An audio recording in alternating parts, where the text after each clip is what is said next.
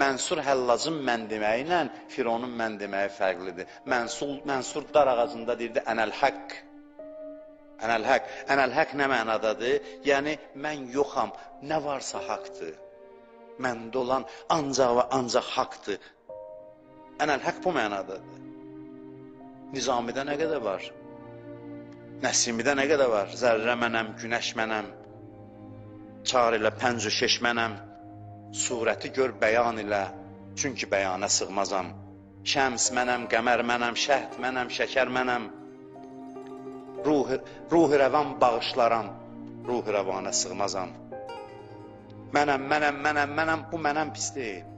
Bu mənəm odur ki, içində o öz mənindən esinə qalmayıb, qalan nə mən varsa o da elə, mən bərabərdir oya. Əleyhissalam necə deyir? Deyir, ənəl-əvvəlu vəl-axir. Ənəl-əvvəlu və ənəl-axir. Və ənəl-batinu və ənəl-zahir. Mən əvvələm, mən axıram, mən batinəm, mən zahirəm. Əslində, mən deməklə Allahı tərifləyir. Çünki hicab qalmayıb.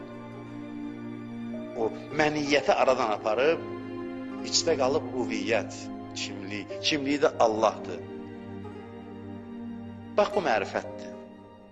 Dəyər buna görə çox əziyyət çəkəsən.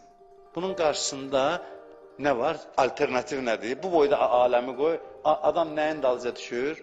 Alternativ nədir? Günah. Nə qədər ağılsızıq biz.